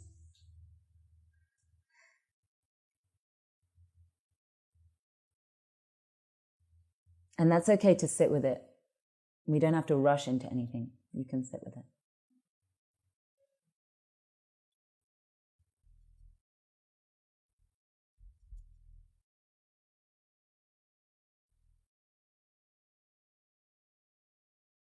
My guru, he encourages questions. He's always encouraging questions because often people don't realize they have a question until someone else asks it. And then when they hear the answer, they're like, oh, I was wondering that. You know, so it's like when you ask a question, you're not just helping yourself. It's not about you. It's about everyone, right? It's about opening up that door to learning more, to learning wisdom. I can start. Okay. So I think a lot of people are wondering, like, you know, we want to see the benefits of yoga in our lives. So how can we then practice yoga? Like, what is the correct way to practice it? Very important question. So the correct way to practice yoga is to find a true lineage, a true spiritual master who teaches yoga, a true yogic master who teaches yoga and then to take consent from him, to learn from him, her, whoever it is, right? To learn from them, right? With consent. And then to practice it, to practice what they are teaching you with full devotion to their teachings. It's not like, oh, I'm going to take a little bit from here, take a little bit from there, and then just, do what I want. That's not true devotion. That's not true bhakti, right? To actually learn from, go to find a guru, learn from your guru, learn from that lineage, right? And to practice that. It is not your right to learn from that lineage and then go and make money. That is not the correct way to practice yoga, right? So it is not something where, oh, I went and I did a teacher training course and now I'm going to open up my own studio. That is the incorrect way to practice yoga. You have no right. You have no right. There is also this sense that, people, it's like, oh, they understand that like it's not their right, and they understand that, it's really stealing, but they still want to get the health benefits of yoga, right? They still want to get the health benefits of ashtanga, of pranayam. You are not entitled. That's very important to understand. You are not entitled. Unless you are given this by a guru who has consented to teach you, you are entitled to nothing. That's very important to understand. Otherwise, you're still stealing. Now, the good news is there are many, many gurus who are out there who are teaching, who have yoga videos. If you go on YouTube, you can do a search for different teachers, and when you do searches for teachers, when you're looking for teachers, it's not enough just for them to say, I'm a yogic master. Who is their guru? Who is their guru's guru? Who is their guru's guru's guru? If you don't see a disciplic lineage, they are not legitimate. That's very important to understand. So you have to go to an actual correct lineage that has that has a true disciplic lineage from ancient times, because that's how you know it's going to be legitimate. There are many people practicing corrupted versions that has no legitimacy, and it will take you down the wrong path. It will confuse you in all kinds of different ways, right? So that's not correct. What is correct is to learn from a true guru, take consent, practice it within yourself and share it with others. It doesn't mean that you can't share with others what you know. It means you can never make money out of it. And it means that when you share with people what you know, you say, this is who I learned it from. I learned it from this guru. You always point people back to the direct source so that you are not the guru. You are not the big teacher now that everyone worships. I am not a guru. I am not a guru. I am a teacher. I have different spiritual teachers who have guided me, and the person who gave me permission to basically go and kind of share what I know with people is Swami Mukundanand. My own personal teacher is Ramesh Oza, who is an incredible spiritual teacher, and I have different influences who all gave me consent to learn these practices, right? And with the consent of my guru, because my guru says, no, definitely go and learn. Right? But that is important, that you are going to legitimate sources and you are learning from legitimate sources. A true guru is never going to tell you never learn, right? Or never ask questions or only hear. That's not what will happen. A guru will guide you in a way so that you learn, you have access to wisdom, and you are also not corrupted by corrupt sources of wisdom. Right? So if they say, this is not correct, we don't want you going there, it will be because of that. It will be because there is some corruption within that system that they are warning you against. Right? So that is important to understand. Never make money, never pretend like it's yours, never co-opt it, always redirect people towards the actual source. And whatever benefit you get out of it, make sure that you give back to that lineage. Right? Make sure that whatever you are doing in service for that guru, for that lineage, whatever it is, right? Whatever it is, whether it is, for example, Swami Mukundanand, his guru began hospitals and schools that were free for people in India so that poor people could go. And so his disciples here will donate. Right? So they're getting the benefits of all of this wisdom. They want to donate so that they're able to continue treating and helping people. Right? Within, Texas right now, which is where his headquarters are, they're building a temple and a yoga hall where all of the classes will be for free, right? Because this is not something that you commodify. This is not something that you make money out of, right? They're doing it the correct way. Take care. Bye. They're doing it the correct way. That's how you do it. So does that answer your question? Does anyone have any follow-up questions to that?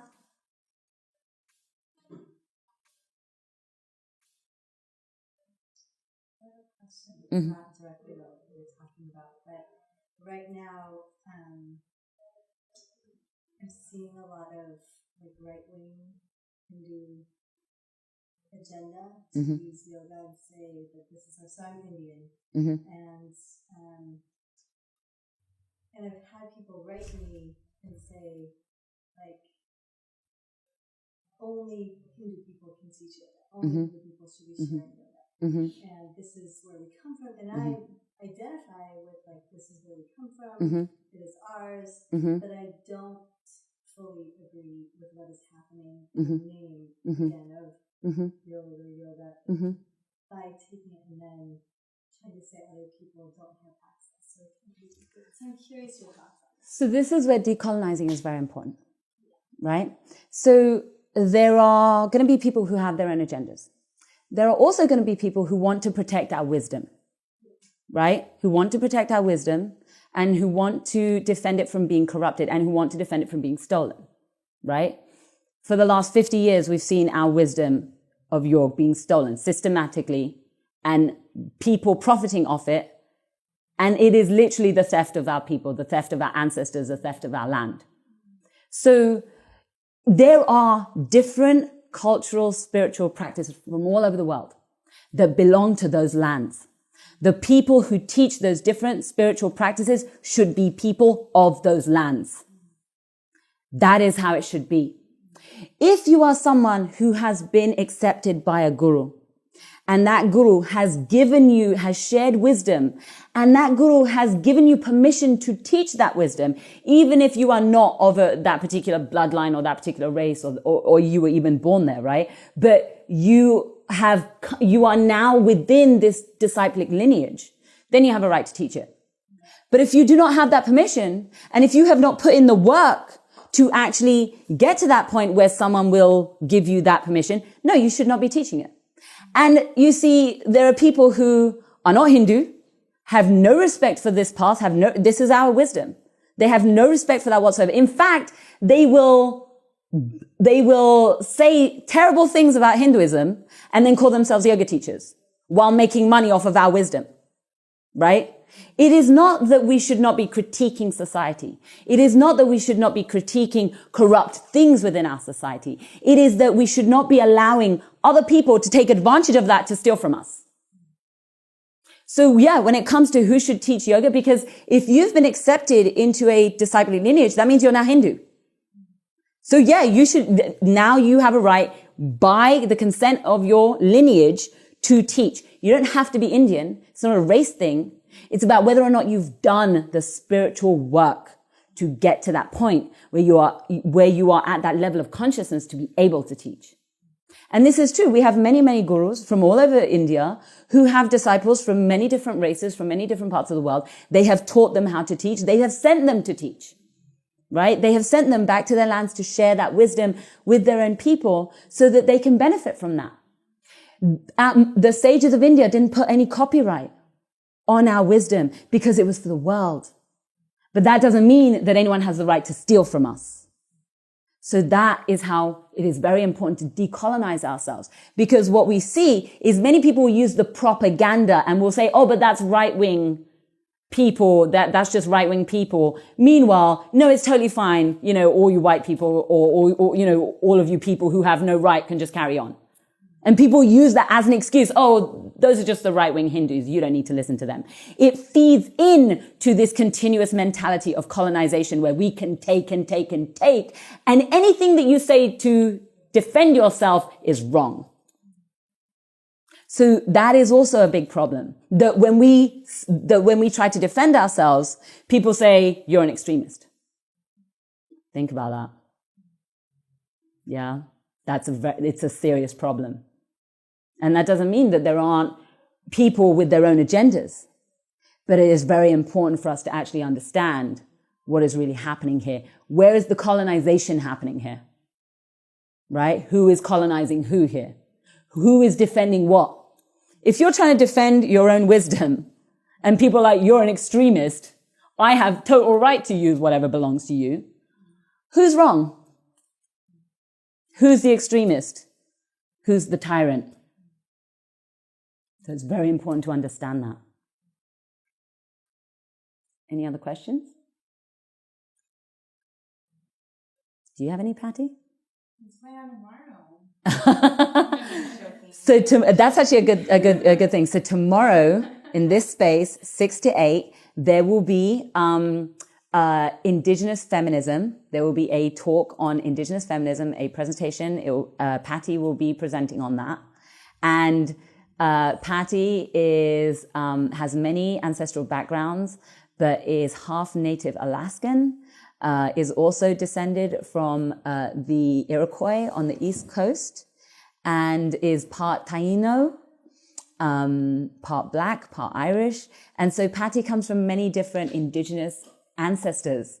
And so we'll be sharing some of that wisdom of Indigenous feminism, how to decolonize our feminism, right? How to actually understand where feminism comes from. Because as you can see from this ancient wisdom, a great deal of importance was put on the divine feminine.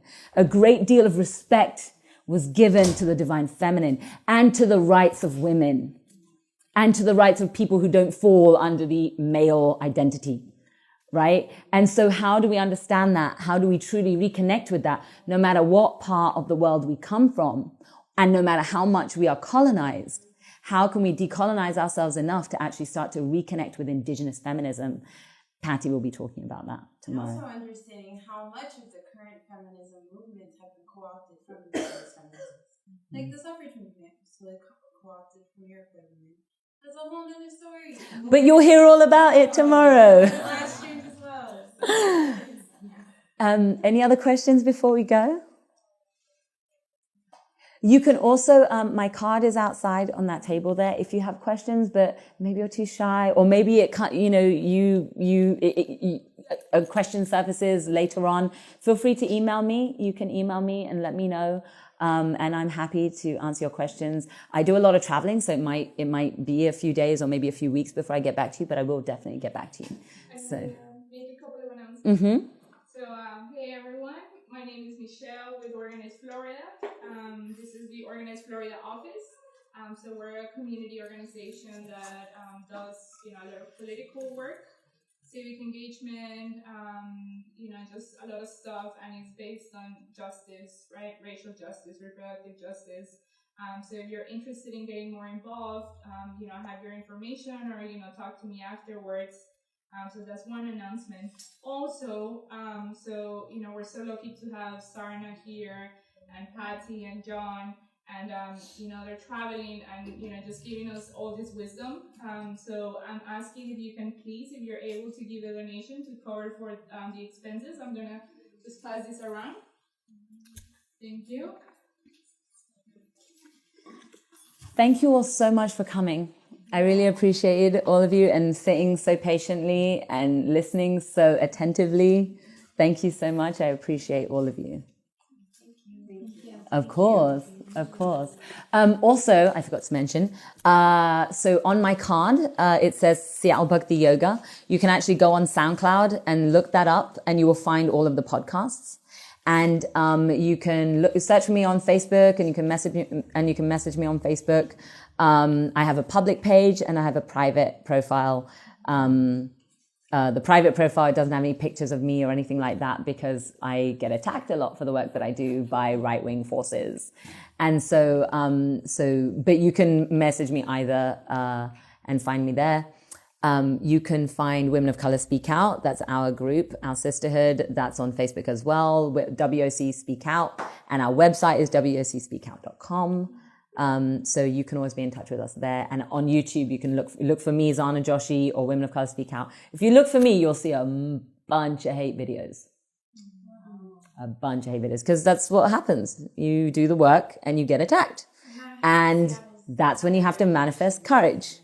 That's when you have to manifest steadfastness. That's when you have to manifest patience. That's like another question is like, what is it like in your community, or is your community that you're traveling and connecting with spaces like this? But back home where you are, what are you doing in your Bhakti yoga? So this started in Seattle, and that's where my community is. And I began this group as a way to activate the yogi community, you know, because Seattle has a million obnoxious yoga studios all over the place on every street corner. And yet they do nothing to do the real work. They show up and they're entitled and they make money and do nothing to really deserve it. And so it was to activate those people and to give activists a spiritual place for them to heal and regenerate and to also look deeper within themselves to begin to generate spiritual activism within themselves, because it's not all about anger.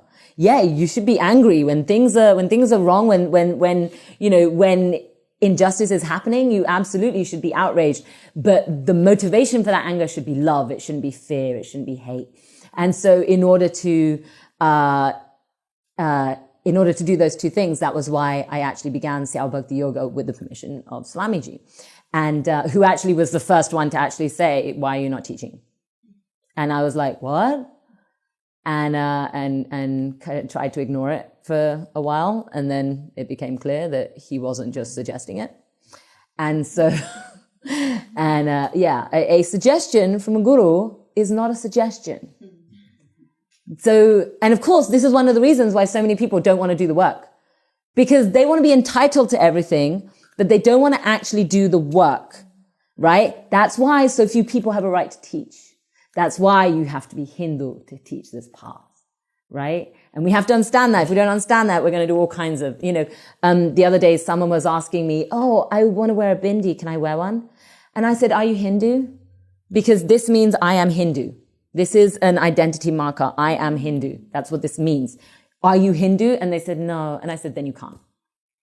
There's a huge right now appropriation there's a lot of stealing of yoga within people of color. Yes. I mean, I'm sure that's everywhere, but in Seattle, it's huge. There's a huge urgency, especially for our group, because we know a lot of activists and organizers who are totally co-opting yoga and like making like trap yoga, a whole bunch of stuff. And it's horrendous. Like hypersexualization. And it's one thing to have an expression of sexualization, to make things people of color things, but knowing where it comes from, knowing not to co-opt it. And that is not within this path of yoga either. To sexualize it is not within this path either. Spiritual work behind it. Yeah. It's pretty extreme. It's happening. Like there was one that was the yoga of Black Lives Matter. And not once did any of those black people who were putting that together actually ask permission of the people who are of this lineage. Money for the Black Lives Matter organizations, because I wrote on it and I was like, well, what Black Lives Matter organization is it going to? Because there's no like website that says Black Lives Matter. And Seattle doesn't actually have anything called Black Lives Matter because it's not secure. We have groups that go by other names because it's not safe for them. So when they say the yoga of Black Lives Matter, where is this money going to? Like, where's it going to place? But they were just using it. It's like, we're going to do this. And that happens a lot, right? And yet this is people of color. You know why? Because the people of color have also been indoctrinated by this white supremacist patriarchy that we live in, that they can also take and exploit from other people of color because they're entitled. They're entitled. And instead, it's like, there are people who are doing yoga that you can go to them from their lineage. You can learn from them and they will give it to you freely. You don't have to steal. You don't have to steal. You don't have to create this system of just perpetuating trauma, right? Don't do that. But they didn't listen and they continue still. And meanwhile, we're trying to heal people. Carry on. Well, can you give do you know anybody in the area of who we can turn to maybe to start learning? Are there temples in the area? I don't know. I don't know. So this right here is an indication of what's so wrong, right? Oh, yeah, because and this is say, yeah, absolutely, right. So this is an indication because this we see this in so many areas, in basically every single area I've almost ever been to, right? Is that it's like, do you know what's happening in this area? Do you know what's happening? Where are the temples, right? Where are the I guarantee if you go to a temple, there will be temples who do yoga classes, right? There will be temples where they're offering this from their lineage, but all of these people are like, oh, we're going to start our own yoga studio. And then people's like, oh, well, that's, there's a yoga studio in my, apartment building affiliated with nothing and no one, right? So my advice for you would be to look around and see if there are any temples in the area.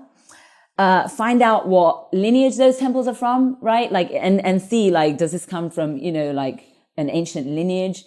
And then, check and see if they're giving any yoga classes. And if they're not, right, because maybe there aren't any temples, maybe there aren't enough, Hindu people in the area. If they're not, then you can actually go online and you can go on YouTube. You can go on all of these places and you can actually look for resources and find. And then these people have websites. They're all online. Well, not all of them.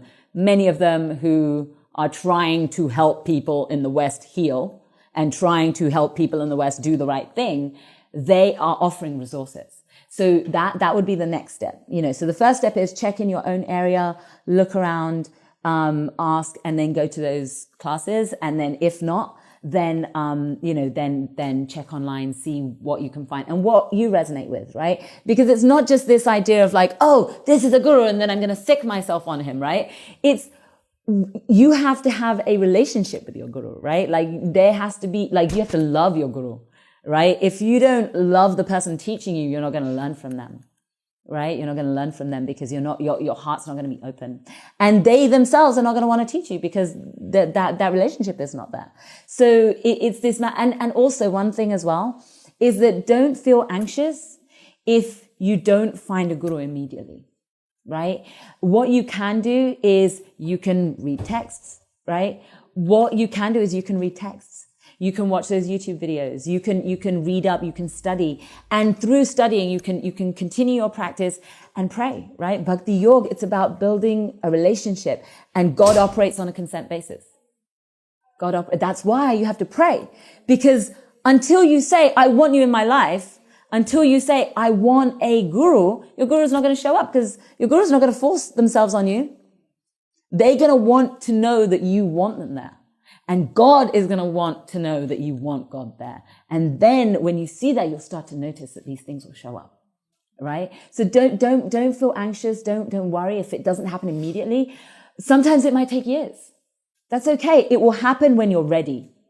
It will happen when you're ready. And meanwhile, there are texts. I recommend, like, this is my travel copy, but I recommend that you actually order Bhagavad Gita translation by Swami Mukundanand. It's online. You can order it online. You can actually, if you go to jkyog.org, jkyog.org,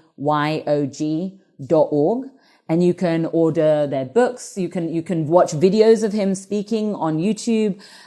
He's really, he shares the wisdom in such a precise, concise, wonderful way. You can do that. But that's something that is recommended because it's hard, particularly when we live in a colonized Western world where most people don't know where to go.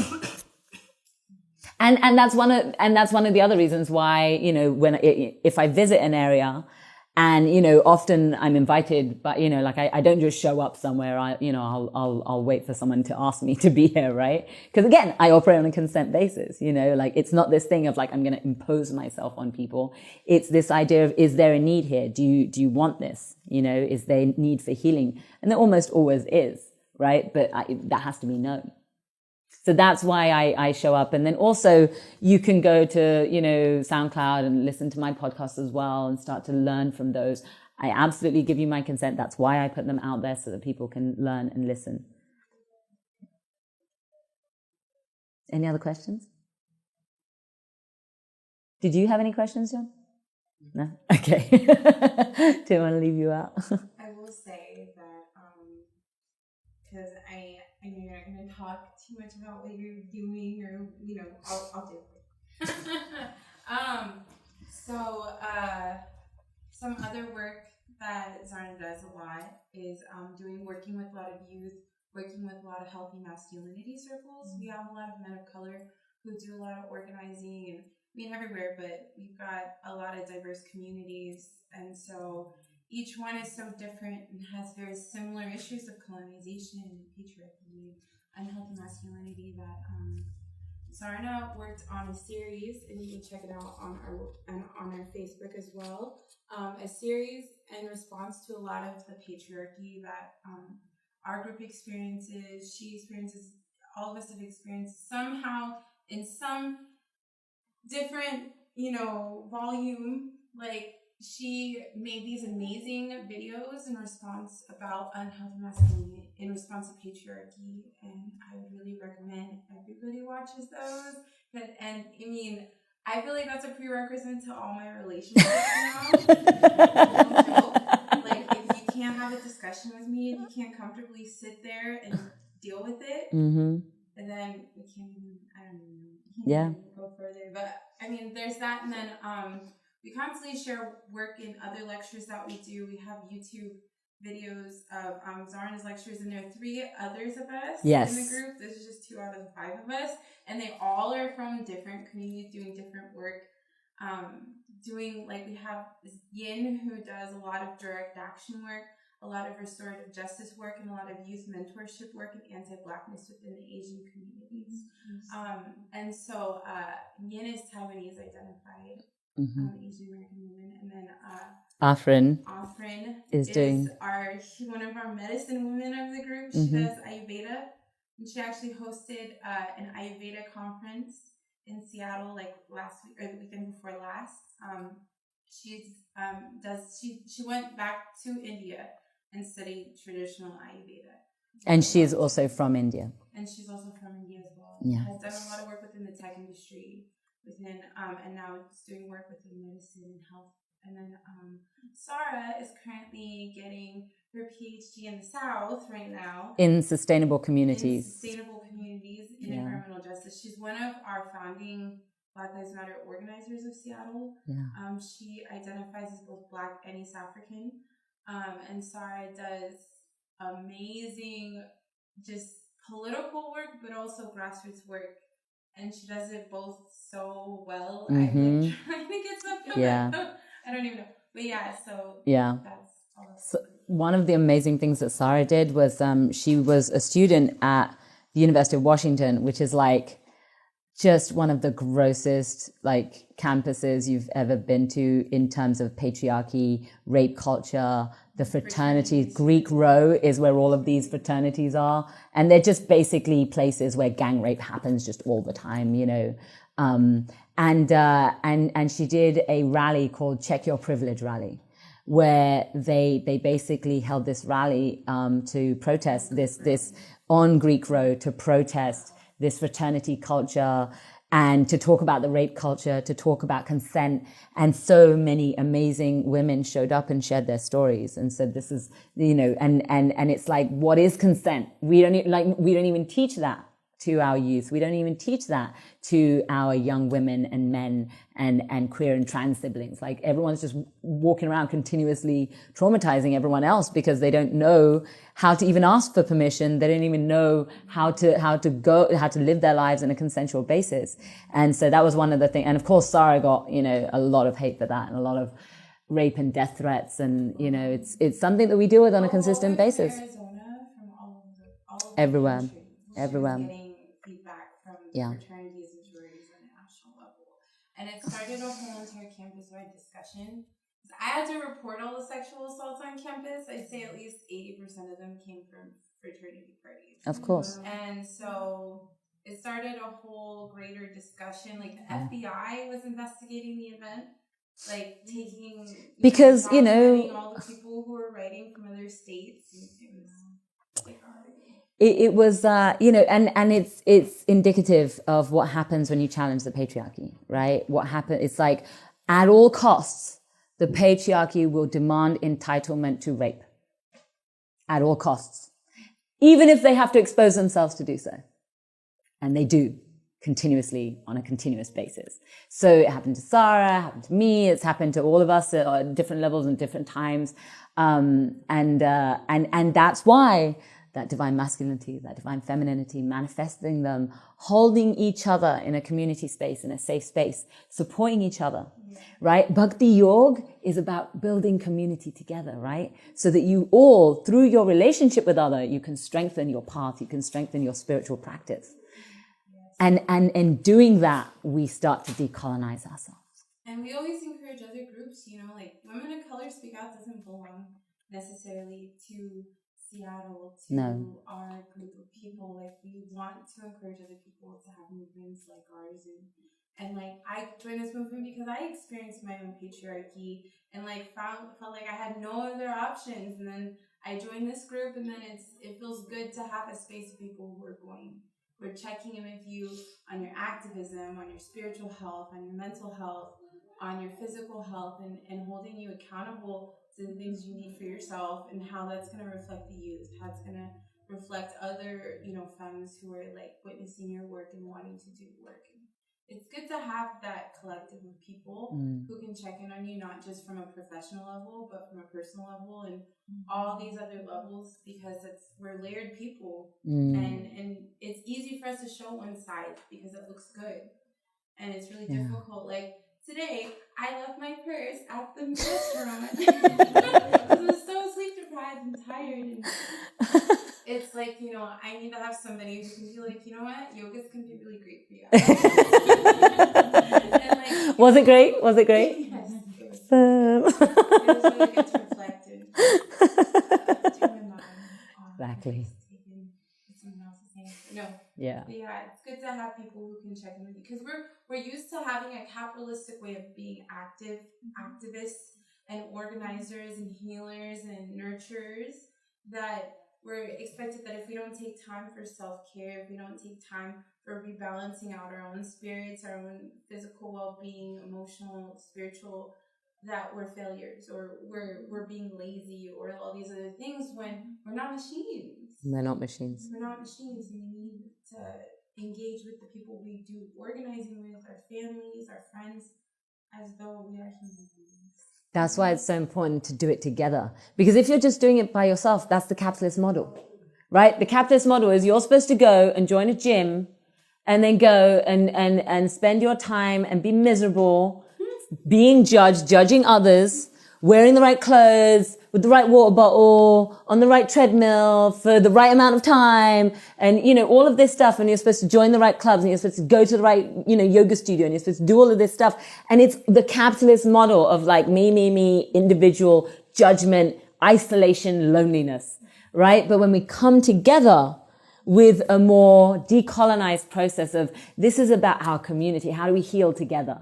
How do we take care of ourselves together? How do we be healthy together? We had vegan food, right? When I do a decolonizing yoga session, we always have vegan food. Why? Because people are hungry. Not only are they hungry, the timing, it's dinner time. But regardless, it doesn't matter what time of day it is. You want your people to know that their body is safe, that they are nurtured, that they are loved, that their needs are thought about, right? You're not just a machine. We don't just expect you to go, work. This is a space for you to heal. This is a space for you to be comfortable. This is your family. This is a space for us to be honest with each other. Did you get enough sleep? Did you drink enough water? Did you eat enough food?